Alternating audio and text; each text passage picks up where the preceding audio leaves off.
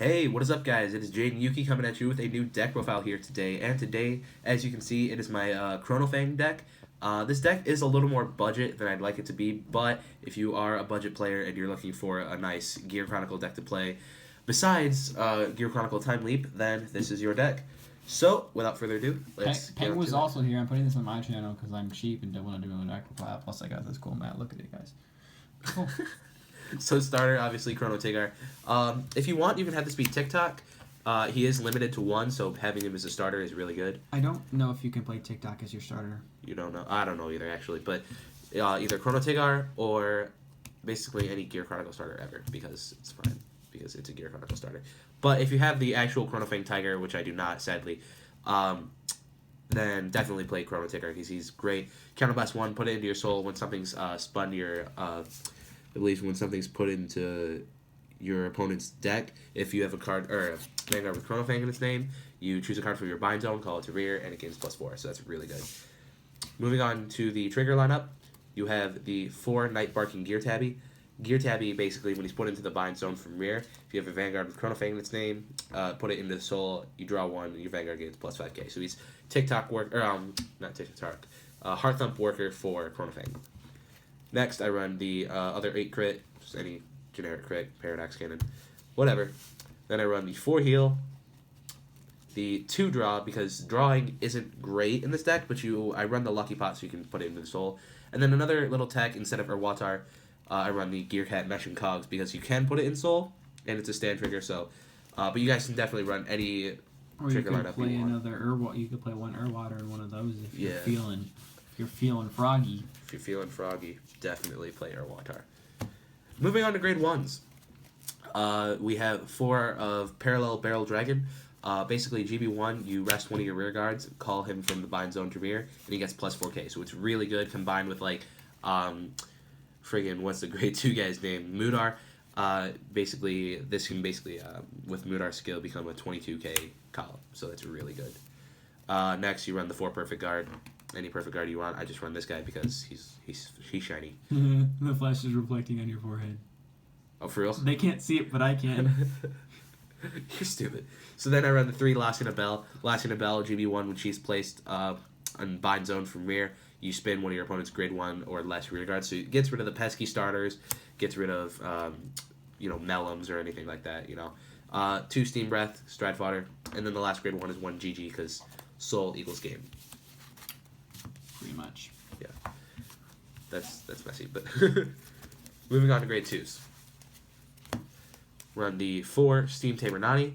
Nani is it's the best grade 2 you'll ever have because he gains basically if you have a Vanguard with Chronofang in his name, he gets 1,000 for each card in the bind zone. And then GB1 Soul Blast 1, after your Vanguard with Chronofang attacks, then you call him to rear. Like it's from bind zone. Like it's so broken.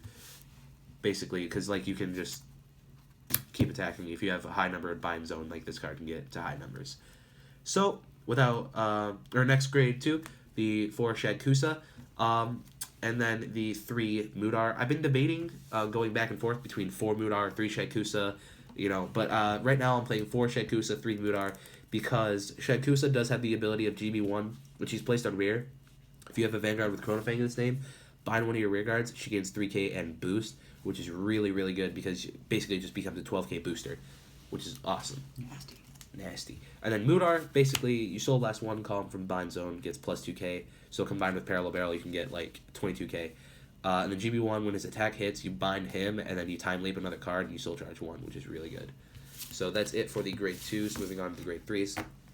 Grade 3s aren't great, but it gets the job done. The 4 Chronofang G, and then the little tech of mine is Emi. Basically, you can have this be any other grade 3 you want. You can have this be the actual Chronofang, which would be the more preferred option. But it should be. It should be, but this is the budget build, so that's it. Moving on to the Stride Zone. We'll go 4 of the Chrono Tiger Rebellion. Is it reflecting on my forehead? Oh yes, it's beautiful. Trust me. Oh yeah. Because Amazon sales are great. Oh yeah. So basically, Chronofang Tiger, bought this guy for like $8, and he went back up to like 12 right after I bought him, so it's really cool. But basically, He gains 5,000 power for every 2 cards in your bind zone, and then GB2, Soul Blast 1, and bind a card from your hand and rear guard.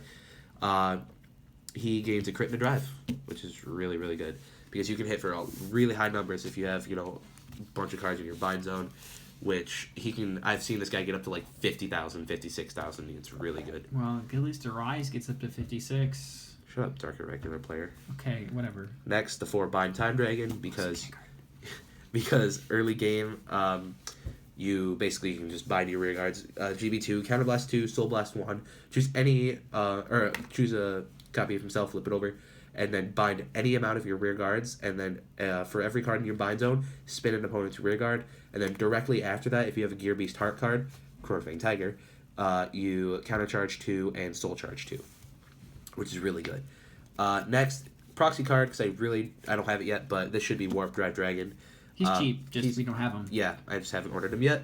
But basically, you Counterblast 1, Soul Blast, I think you Soul Blast 1, or maybe G Persona. You flip a copy of himself over, and you time leap something. It's a whole shenanigans. You guys should know what that is. Next, I run the 2 Huanglong because it's Huanglong. You can get your stuff back from Bind Zone, which is really good. I run the 1 Ergos, and then G-Guards, I run the 2 Pandora Chimera. You guys should be running Uluru or Rafana. You guys know the whole G-Guard lineup. I just don't have those, so I run these. But yeah, that is basically it for the Chronofang deck. I hope you guys enjoyed. Please comment, like, and subscribe. And this is Jaden Yuki and King Pengu signing off. Later. Bye. Also, side note, there's going to be a Dark Irregulars deck profile coming to both of our channels extremely soon. So if you want to watch that, by the way, In the eye of the Chrono Tiger. the deck's finished, so watch out for that. Stupid tigers.